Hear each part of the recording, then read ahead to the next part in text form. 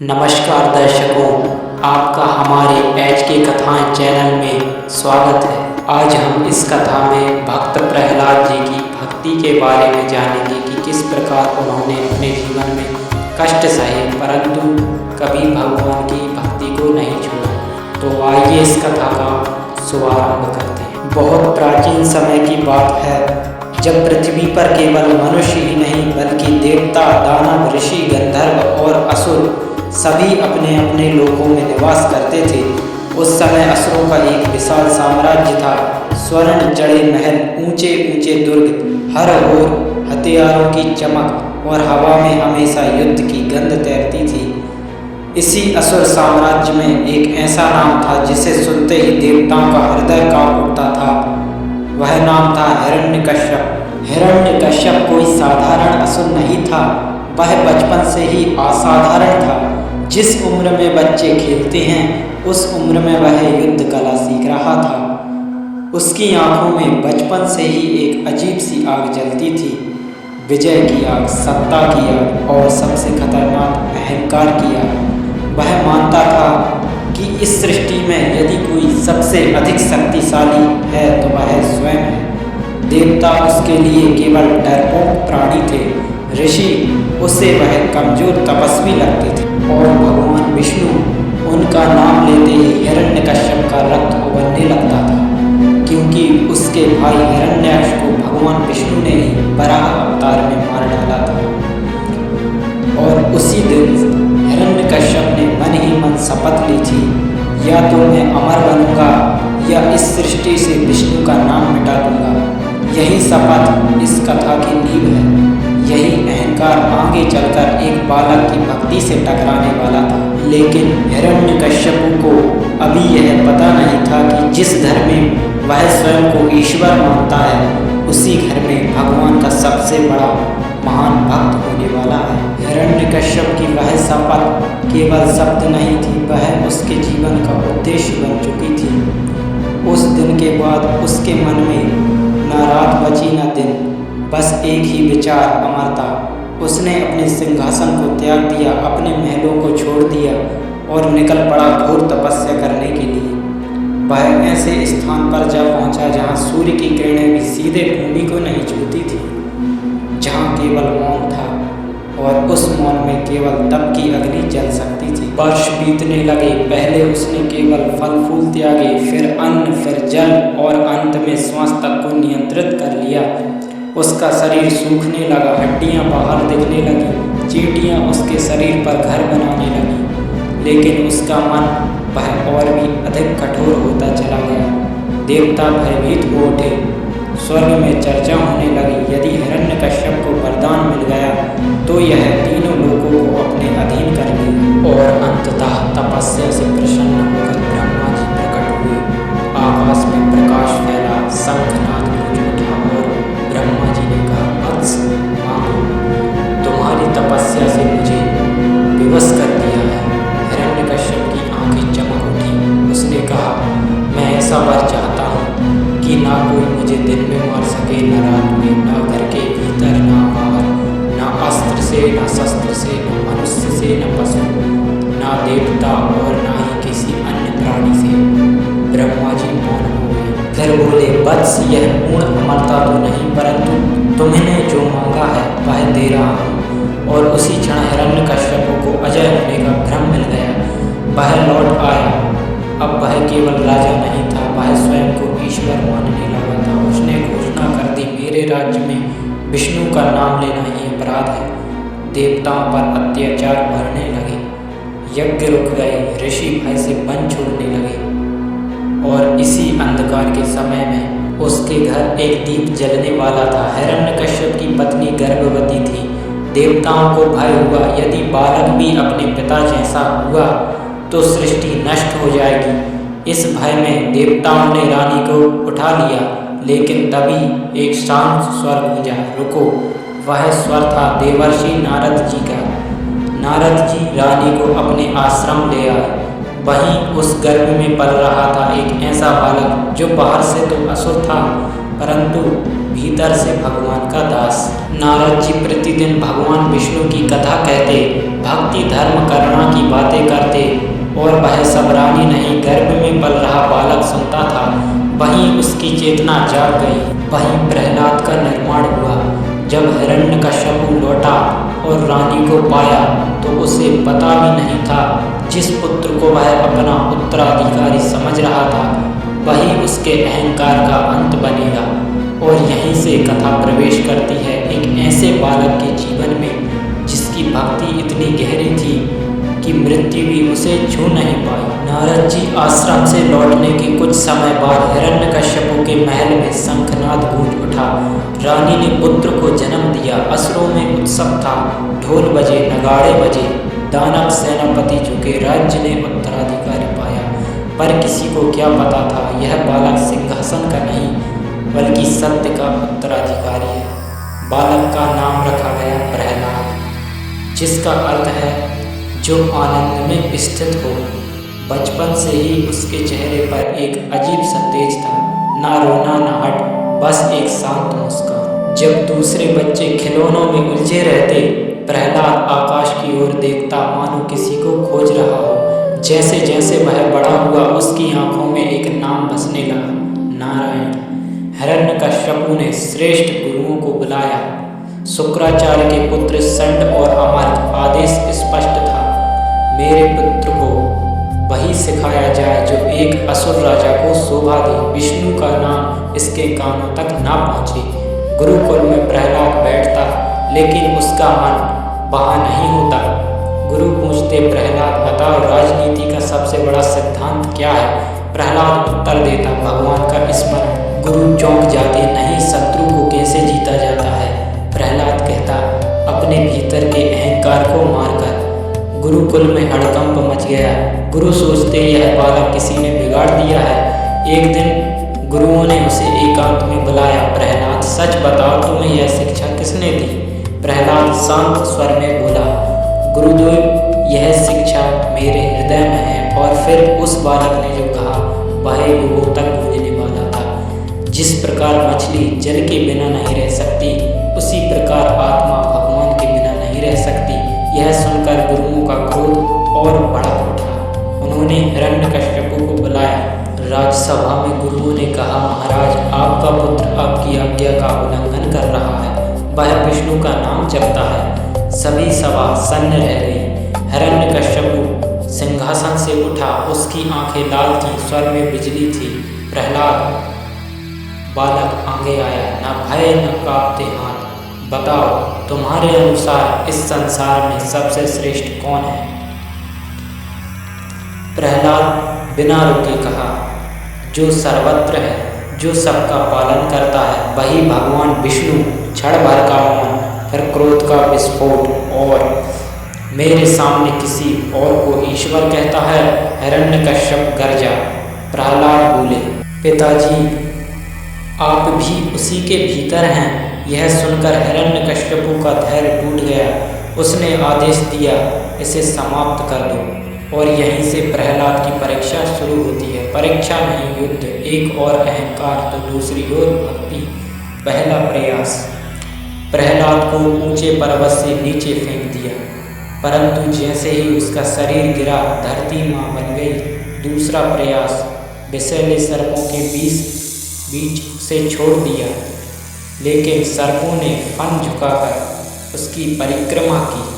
तीसरा प्रयास, हाथियों से कुचलवाया गया, पर हाथी उसके चरणों में बैठ गए। हर बार हिरण्यकश्यप का क्रोध और गहरा होता गया और प्रहलाद की भक्ति और भी स्थिर होती गई। वह कहता, जो मुझे मारना चाहता है वह भी उसी भगवान की इच्छा से है। हिरण्यकश्यप अब राजा नहीं रह गया था। वह एक घायल अहंकार बन चुका था। उसके लिए सब कुछ सहन किया जा सकता था, विद्रोह, युद्ध, अपमान, लेकिन अपने ही पुत्र का विष्णु भक्त होना नहीं। उसने अंतिम उपाय सोचा। उसकी बहन थी होलिका। होलिका को ब्रह्मा जी से वरदान प्राप्त था कि अग्नि उसे जला नहीं सकती।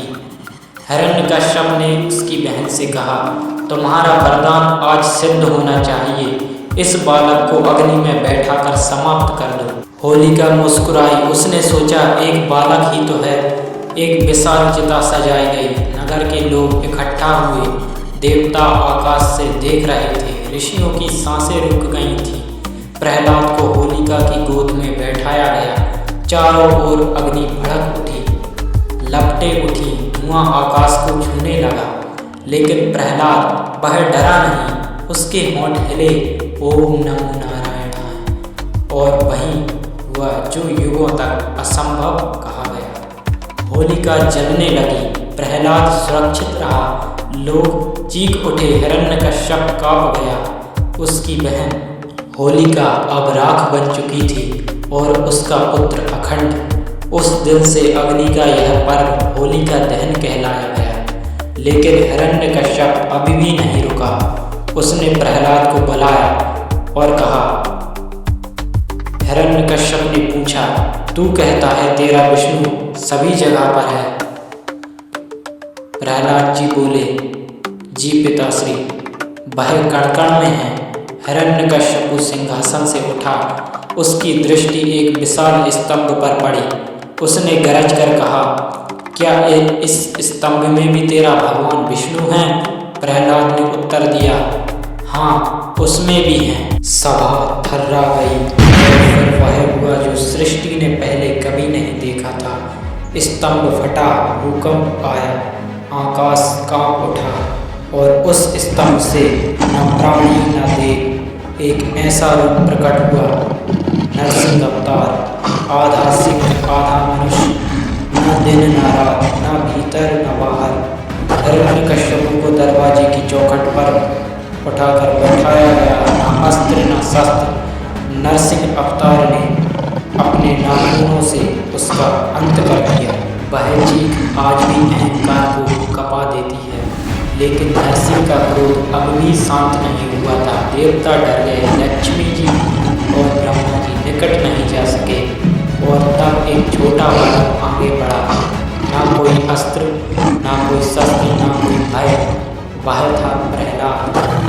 उसने चरणों में शीश झुकाया और कहा, प्रभु, यह क्रोध मुझ पर नहीं, मेरे भीतर के अहंकार पर हो। नरसिंह अवतार शांत हो गए और तभी भगवान ने अपने भक्त को आशीर्वाद दिया, वत्स, तू मेरे हृदय में वास करता है। जब नरसिंह भगवान का क्रोध शांत हुआ तो सारा ब्रह्मांड जैसे सांस लेने लगा। आकाश में देवताओं ने पुष्प वर्षा की, ऋषियों ने मंत्रोच्चारण किया। धरती ने पहली बार अहंकार से मुक्ति का अनुभव किया। भगवान नरसिंह ने प्रहलाद जी को अपने समीप बुलाया। वह बालक जिसे अभी कुछ समय पहले मारने के अनगिनत प्रयास हुए थे, अब वह साक्षात ईश्वर के चरणों में खड़ा था। भगवान ने कहा, वत्स प्रहलाद, मुझसे वर मांगो। लेकिन प्रहलाद जी, उसने सिर झुका दिया। उसकी आंखों से अश्रु बहने लगे। वह बोला, प्रभु, यदि आप प्रसन्न हैं तो यही मेरा वर है। सभा स्तब्ध रह गई। देवताओं ने सोचा यह बालक कुछ भी मांग सकता था, राज्य, शक्ति, अमरता। पर प्रहलाद ने कहा, यदि फिर भी आप देना ही चाहते हैं तो मुझे भक्ति से कभी अलग न करना। भगवान मुस्कुराए। वह मुस्कान हजारों युगों की करुणा थी। उन्होंने कहा, प्रहलाद, तू न केवल इस युग का भक्त है बल्कि आने वाले सभी युगों का पथ प्रदर्शक भी है। हिरण्यकश्यप के अंत के बाद असुरों को राजा चाहिए था। सबने प्रहलाद जी को सिंहासन पर बैठाया।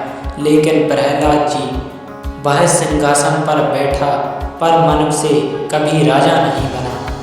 वह प्रजा को पुत्र की तरह देखता, शासन नहीं करता, सेवा करता। राज्य में किसी पर अत्याचार नहीं, किसी पर अन्याय नहीं और किसी को भगवान का नाम लेने से कभी नहीं रोका गया। पर प्रहलाद जानता था, राज्य आत्मा का उद्देश्य नहीं है।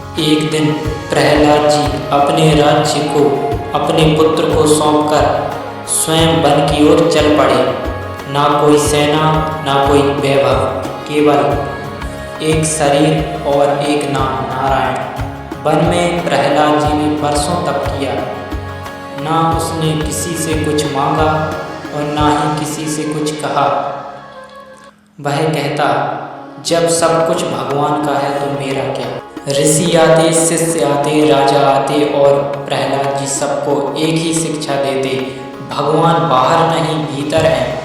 एक दिन शिष्यों ने पूछा, भगवान को कैसे पाया जाए। प्रहलाद जी ने कहा, ना तो धन से, ना ज्ञान से, ना तप से, केवल समर्पण से। उसने भक्ति के 9 मार्ग बताए, श्रवण, कीर्तन, स्मरण, पाद सेवन, अर्चन, बंधन, दास्य, सख्य, आत्मनिवेदन, और कहा, इनमें से एक भी सच्चे मन से कर लिया जाए तो भगवान स्वयं चलकर आते हैं। प्रहलाद जी ने कहा, कलयुग में ना तप रहेगा ना संयम, लेकिन नाम रहेगा। जो नाम लेगा वही तरेगा। उसने चेताया, अहंकार हिरण्यकश्यप को भी ले डूबा और भक्ति एक बालक को भी अमर कर गई। प्रहलाद का शरीर एक दिन पंचतत्व में विलीन हो गया, लेकिन उसकी भक्ति आज भी जीवित है। प्रहलाद जी भगवान श्री हरि विष्णु के वैकुंठ लोक चले गए, लेकिन उनकी भक्ति आज भी जीवित है।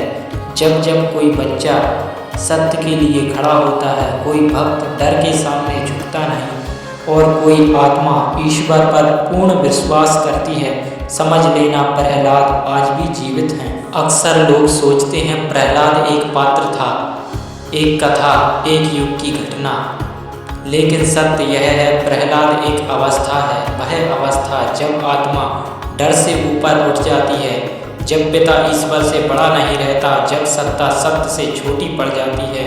प्रहलाद का जन्म असुर कुल में हुआ, लेकिन उसका चित्त दैवी था। यही सबसे बड़ा प्रश्न है, क्या भक्ति जन्म से आती है या अनुभव से। प्रहलाद इसका उत्तर है। उसने ना तो किसी मंदिर में जन्म लिया, ना किसी तीर्थ स्थल में, वह तो हिरण्यकश्यप के महल में पला, अर्थात भक्ति परिस्थिति की मोहताज नहीं होती। अब जरा हिरण्यकश्यप को राक्षस की तरह नहीं, एक मनुष्य की तरह देखिए। उसका भय क्या था। वह भगवान विष्णु से नहीं डरता था, वह डरता था नियंत्रण खोने से। उसका पूरा जीवन नियंत्रण पर टिका था, सत्ता का नियंत्रण, देवताओं पर नियंत्रण, मृत्यु पर नियंत्रण और अंत में ईश्वर पर नियंत्रण। लेकिन प्रहलाद वह अनियंत्रित था। उसे न मारा जा सकता था, ना डराया जा सकता था, और यही अहंकार का सबसे बड़ा डर है, जिस पर शक्ति काम न करे। इसलिए हिरण्यकश्यप का क्रोध बढ़ता गया। वह प्रहलाद से नहीं लड़ रहा था, वह अपने भीतर के भय से लड़ रहा था। होलिका के पास वरदान था, लेकिन प्रश्न यह है, वरदान किसके लिए। वह वरदान धर्म की रक्षा के लिए नहीं, भक्ति की रक्षा के लिए नहीं। वह वरदान एक निर्दोष बालक को जलाने के लिए प्रयोग किया गया। और यही सृष्टि का नियम प्रकट होता है, जो वरदान अधर्म में प्रयोग होता है वही शाप बन जाता है। होलिका जल गई, प्रहलाद जी बच गए। क्यों? क्योंकि अग्नि शरीर को जलाती है, समर्पण को नहीं। जब हिरण्यकश्यप ने पूछा, क्या तेरा भगवान विष्णु इस स्तंभ में है, तो यह प्रश्न केवल प्रहलाद जी से नहीं था, यह प्रश्न हर युग में वह नास्तिक पूछता है। प्रहलाद ने कहा, हाँ, और स्तंभ टूट गया। इसका अर्थ यह नहीं कि भगवान पत्थर में थे, इसका अर्थ यह है, जहाँ विश्वास टूटता है वहीं ईश्वर प्रकट होते हैं। नरसिंह किसी नियम का उल्लंघन नहीं थे, वह तो नियमों के बीच की खामोशी थे। यह एक बहुत गहरा सत्य है, भगवान हमेशा शांत नहीं होते। जब भक्ति पर आघात होता है, जब निर्दोष पर अत्याचार होता है, जब अहंकार सीमा पार कर जाता है, तब ईश्वर न्याय बन जाता है। नरसिंह का क्रोध हिरण्यकश्यप से नहीं था, वह क्रोध था अहंकार के सिद्धांत से, और इसलिए वह तभी शांत हुआ जब एक भक्त आगे आया। देवता नहीं गए, लक्ष्मी जी नहीं गई, ऋषि नहीं गए, गया एक बालक। क्यों? क्योंकि ईश्वर को डराने वाला कोई नहीं, समझाने वाला चाहिए। प्रहलाद ने कहा, यह क्रोध मुझ पर नहीं, मेरे भीतर के अहंकार पर हो। और ईश्वर शांत हो गए। इसका अर्थ, जो अपने भीतर अहंकार नहीं रखता वही ईश्वर को भी शांत कर सकता है। अब यह प्रश्न है, क्या आज प्रहलाद संभव है? उत्तर है हाँ, लेकिन रूप बदला है। आज प्रहलाद वह है जो झूठ के सामने सच बोलता है, जो डर के बावजूद सही करता है, जो ईश्वर को सौदा नहीं बनाता, आज के हिरण्यकश्यप सत्ता, अहंकार, धन और झूठा ज्ञान। आज का स्तंभ सोशल मीडिया, विचारधाराएं, झूठे गुरु और डर का प्रचार। और आज का नरसिंह सत्य जो अचानक प्रकट हो जाता है। एक बहुत गहरा प्रश्न यह है, भगवान ने एक बालक को ही क्यों चुना? क्या कोई ऋषि नहीं था? क्या कोई तपस्वी नहीं था? क्या कोई देवता नहीं था? उत्तर है क्योंकि बालक में अहंकार नहीं होता।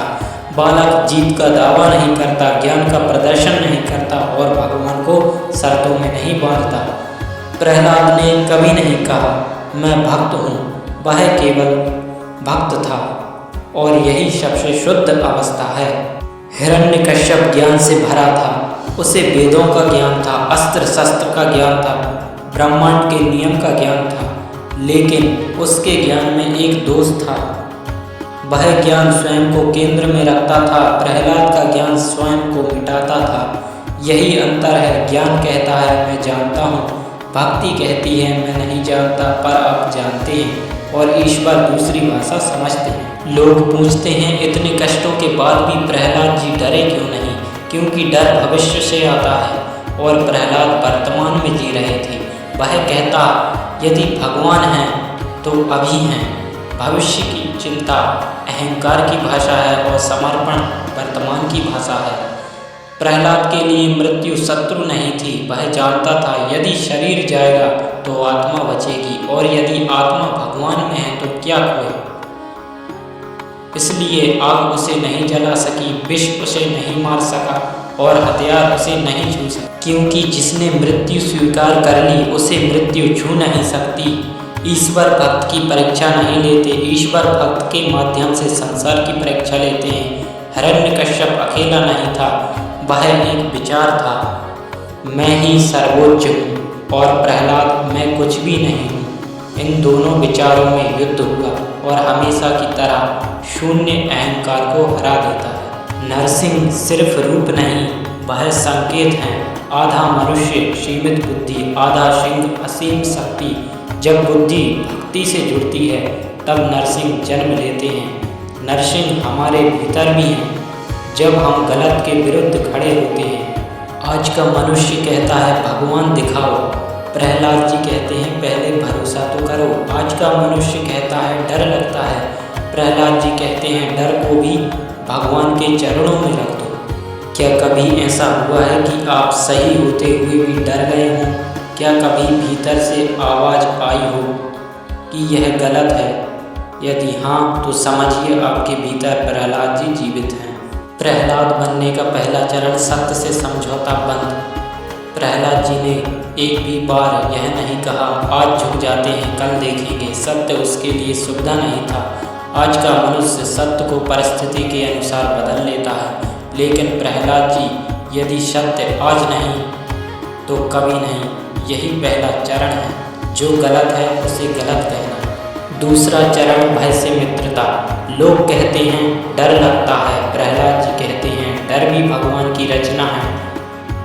उसने डर से लड़ाई नहीं की, उसने डर को कहा चलो साथ चलो। यही कारण है डर उस पर कभी हावी नहीं हुआ। तीसरा चरण परिणाम से मुक्ति। हिरण्यकश्यप परिणाम से ग्रस्त था। यदि यह हुआ तो क्या होगा? प्रहलाद जी मुक्त थे, जो होगा वही ठीक होगा। आज की सबसे बड़ी बीमारी आउटकम एंजाइटी और प्रहलाद जी की औषधि आउटकम सरेंडर। चौथा चरण ईश्वर को सौदा मत बनाओ। अक्सर लोग कहते हैं भगवान यह कर दो, मैं वह करूँगा। प्रहलाद जी ने कभी ऐसा सौदा नहीं किया। उसकी प्रार्थना थी आप जैसे रखें वैसे ठीक है। यही सबसे शुद्ध भक्ति है। पांचवा चरण अहंकार का विसर्जन। प्रहलाद जी जानते थे यदि कुछ अच्छा हो रहा है तो वह मेरी वजह से नहीं। यही कारण है भगवान उन्हें अपना हृदय कहते हैं। अहंकार सिर्फ बुरा नहीं, वह ईश्वर से दूरी है। भक्ति के 9 मार्ग का आंतरिक अर्थ। नंबर 1 श्रवण, केवल सुनना नहीं, अहंकार को शांत करना। नंबर 2 कीर्तन, सिर्फ गाना नहीं, भीतर की गांठ खोलना। नंबर 3 स्मरण, नाम याद रखना नहीं, स्थिति में भगवान देखना। नंबर 4 पाद सेवन, भगवान के चरण नहीं, अपने अहंकार को नीचे रखना। नंबर 5 अर्चन, मूर्ति नहीं भाव अर्पित करना। नंबर 6 बंधन, सिर झुकाना नहीं भीतर झुकना। नंबर 7 दास्य, गुलामी नहीं अहंकार से मुक्ति। नंबर 8 सख्य, दोस्ती जहाँ डर नहीं होता। नंबर 9 आत्मनिवेदन, खुद को मिटा देना। अब एक प्रश्न जिससे कोई नहीं बच सकता, अगर मैं प्रहलाद हूँ तो मेरे भीतर हिरण्यकश्यप कौन है? क्योंकि हिरण्यकश्यप सिर्फ बाहर नहीं होता, वह भीतर होता है। आधुनिक हिरण्यकश्यप के 5 रूप। नंबर 1 अहंकार का हिरण्यकश्यप। जब हम कहते हैं मैं हूँ, सब गलत है। जब हम कहते हैं मैं सही हूँ, सब गलत है। यही वह क्षण है जहाँ हिरण्यकश्यप जन्म लेता है। प्रहलाद कहता है मैं कुछ नहीं, सत्य सब कुछ है। नंबर 2 भय का हिरण्यकश्यप। जब हम जानते हैं यह गलत है, फिर भी कहते हैं लेकिन डर लगता है। यह वही डर है जो सत्ता को जन्म देता है। प्रहलाद जी ने डर को देखा पर उसे राजा कभी नहीं बनाया। नंबर 3 सुविधा का हिरण्यकश्यप। जब हम कहते हैं अभी नहीं, समय ठीक नहीं है, सत्य कभी सही समय नहीं देखता। सत्य या तो बोला जाता है या मर जाता है। नंबर 4 ज्ञान का हिरण्यकश्यप। जब हम सोचते हैं मुझे सब पता है। हिरण्यकश्यप अज्ञानी नहीं था, वह अति ज्ञानी था। प्रहलाद ज्ञान से भरा नहीं, समर्पण से भरा था। नंबर 5 धर्म का हिरण्यकश्यप। सबसे खतरनाक रूप, जब धर्म करना खो दे और सत्ता बन जाए। हिरण्यकश्यप भी अपने आप को धर्म का रक्षक समझता था। आज का स्तंभ हमारी मान्यताएं, हमारी पूर्वाग्रह, हमारे मैं सही हूँ वाले विचार। और जब कोई पूछता है क्या सच यहाँ भी है, तो हम स्तंभ की रक्षा करने लगते हैं। लेकिन याद रखिए भगवान स्तंभ में नहीं, स्तंभ टूटने में प्रकट होते हैं। आज कोई आधा सिंह आधा मनुष्य नहीं फाड़ता। आज नरसिंह आते हैं जब कोई सच अचानक सामने आ जाए, जब झूठ टिक ना पाए, जब अहंकार अपने ही भार से गिर जाए। नरसिंह आज भी नियम नहीं तोड़ते, वे नियमों के बीच न्याय प्रकट करते हैं। बहुत लोग सोचते हैं भगवान ने प्रहलाद को बचाया, लेकिन गहराई में जाएं, प्रहलाद ने भगवान को मजबूर कर दिया। कैसे? क्योंकि जब कोई आत्मा पूरी तरह समर्पित हो जाती है, तब ईश्वर उदासीन नहीं रह सकता। यह कोई कहानी नहीं, यह संबंध का नियम है। यह सत्य कठिन है। भक्ति सुख नहीं देती, वह साहस देती है। साहस अकेले खड़े होने का, गलत के विरुद्ध बोलने का और परिणाम स्वीकार करने का। प्रहलाद सुखी नहीं था, वह अडिग था। अगर आज प्रहलाद को फिर जन्म लेना पड़े तो क्या वह हमारे घर में सुरक्षित होगा या फिर हम भी उसका हिरण्यकश्यप बन जाए? तो मेरे प्रिय दर्शकों, आज यहीं पर हम भक्त प्रहलाद की इस कथा को एक छोटा सा विराम देते हैं। विराम इसलिए नहीं है कि कथा समाप्त हो गई है, बल्कि इसलिए है कि यह कथा आपके भीतर बोलने लगे। प्रहलाद जी की कथा सिर्फ एक बालक की कथा नहीं है, यह हर उस इंसान की कथा है जो डर के सामने भी सच को नहीं छोड़ता। आज जब आप यह वीडियो सुन रहे थे, शायद कहीं ना कहीं आपने खुद को प्रहलाद की जगह रखा होगा और शायद कहीं ना कहीं आपने अपने भीतर एक हिरण्यकश्यप को भी पहचाना होगा। और अगर ऐसा हुआ है तो समझ लीजिए यह कथा सफल हो गई। मेरी आपसे यही प्रार्थना है, प्रहलाद को कहानी बनाकर मत छोड़िए, उसे अपने व्यवहार में उतारिए, अपने निर्णयों में उतारिए, अपने साहस में उतारिए, क्योंकि भगवान आज भी वहीं प्रकट होते हैं जहाँ कोई निडर होकर सत्य के साथ खड़ा हो जाता है। हम अगले भाग में फिर मिलेंगे और भी गहराई में उतरेंगे, जहाँ भक्ति शब्द नहीं रहती, अनुभव बन जाती है। तब तक के लिए अपने भीतर के प्रहलाद को जिंदा रखिए, भगवान पर भरोसा रखिए और सत्य का साथ कभी मत छोड़िए। जय श्री हरि।